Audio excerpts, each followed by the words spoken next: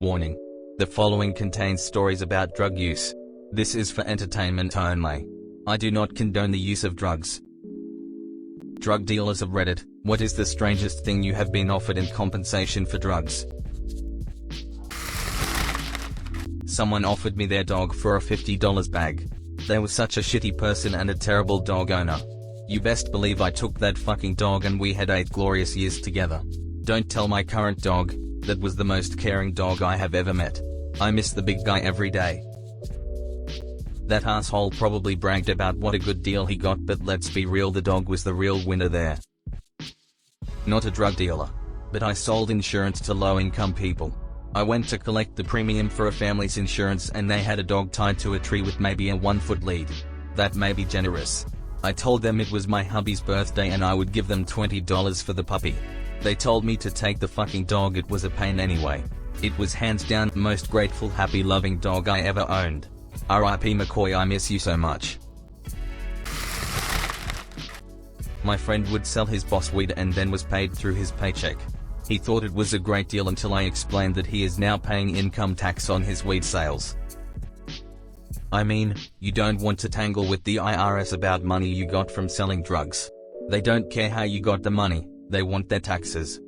Edit, I meant the /s for sellers who don't sell that much, like 10 to 20% drug income and the rest of their money comes from a job with a proper job, W-2 and stuff like that. The replies I'm getting sound like even those people should file their taxes properly though. I mean, that's kinda how they got Al Capone. If they can't get you on anything extremely illegal, just them through taxes. I had a kid write me an essay for To Kill a Mockingbird in high school for a 1/8 of weed. Got an A, gave him an extra bag for it. Added info 1, no, I was not the teacher. Added info 2, I didn't read it because of some issues, unrelated to drug dealing, going on in my life at the time. This is a great hustle. I wrote more than a few papers in college to support a habit. A lot of frat boys are more than willing to pay a couple $100 for an A on a term paper. Same paid every night out from freshman year to senior year. I don't know how people manage to be poor in college. My old dealer got his leaky roof fixed by a roofing crew he sold crack to. Sadly, his roof still leaks, because his roofing crew smokes crack. Everybody knows the best crews are on meth. I did construction one summer as a teenager. There was one dude in his 50s that always showed up early, worked hard, left late, and never complained. I eventually asked another guy about it. So you know how most people drink a cup of coffee to make things go smoother? He would do meth, like, often. Former drug dealer here, I used to do it so I could afford to eat while at uni. I once had somebody offer to invite me to Christmas dinner in exchange for some weed. I said yes and I got to enjoy Christmas with him and his family stoned out of our minds. Was an awesome experience, and since I couldn't afford the trip home for Christmas, it turned what would have been a depressing day into one of my all-time favorite memories.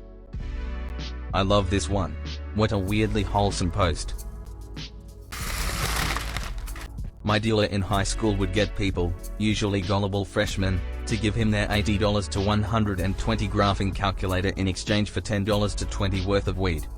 This man made a serious profit off those things. This response just made me realize that the girl I knew who was in such a rush to borrow my calculator for an exam and never gave it back probably just sold it for drugs. FKU Katie, but nobody is shocked.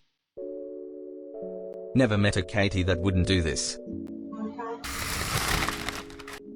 My dealer took magic cards back in '94 and '95. Could you imagine getting a Black Lotus for a dime? Shit, in '94-95 the big pull would have been Chivan Dragons. Of course, those are super valuable again now, but the Moxes and Lotuses wouldn't have returned anything in trade until a few years later when everyone realized how broken they were. Clarification, Chivan Dragons from Alpha, Beta, and Unlimited are worth something, $1,950, $1,400, and $130 respectively. Chivan Dragons from Revised are only about $10, and anything after that is a few cents. Dragon is not a valuable card or even a good card. Dragon from the earliest sets are just incredibly rare and collectible cards because it's one of the most iconic creatures in MTG history. I used to pay with loose change when I was a poor kid. We dealer loved it, his job had vending machines, and I supported his snack habit. Where in the world did you get that much change?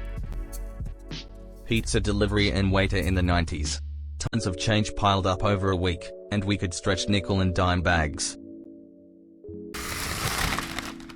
In my younger days before being a parent, I sold weed and ended up fronting a lot out, and then when the people couldn't pay me they would give me iPads, bongs, knives, and one time almost a gun, but I didn't know if it was stolen so I declined.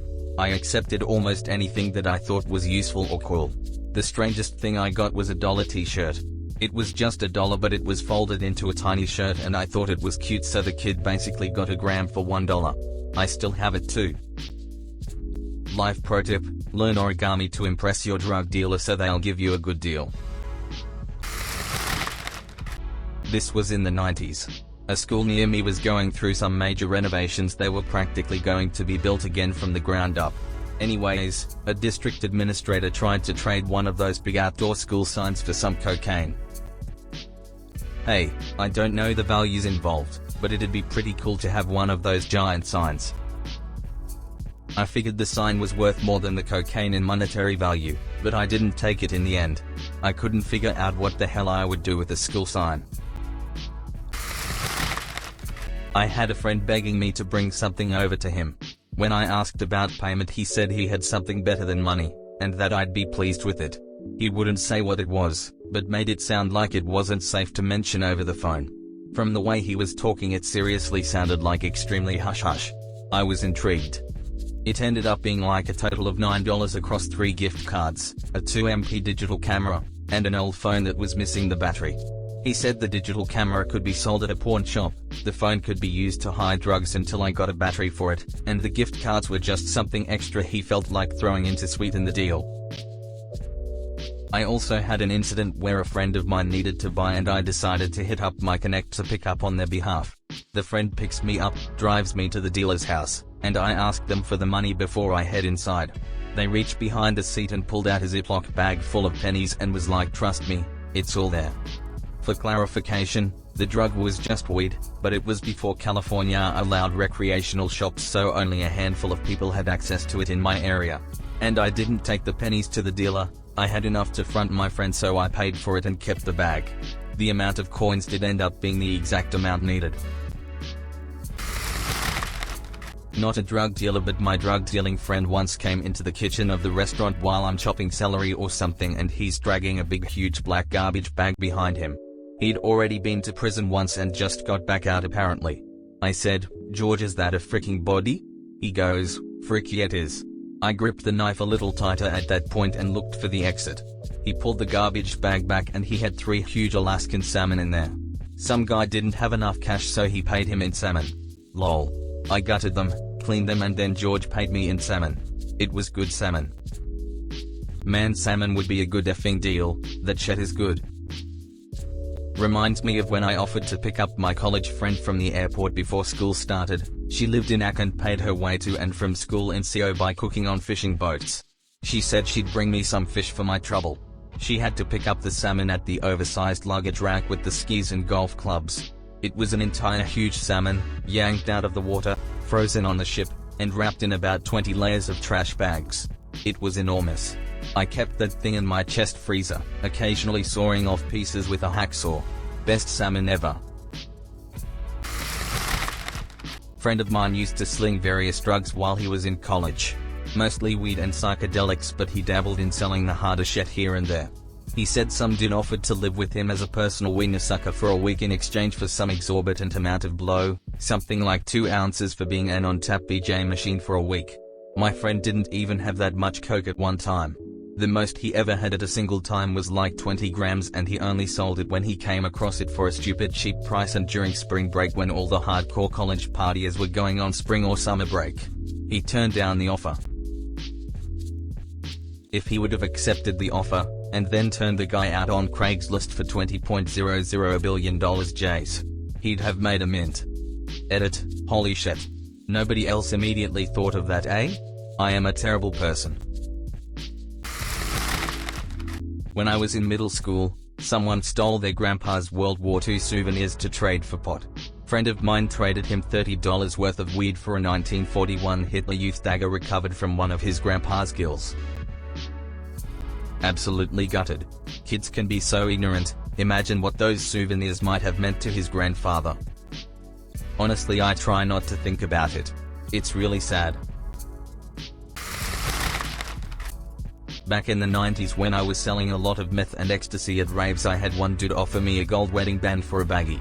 I took it and noticed it had some Cyrillic writing on the inside. I took it to a pawn shop I knew that had a Russian owner, and he told me it was from a family in Russia that was very connected to the royal family that was murdered during the revolution.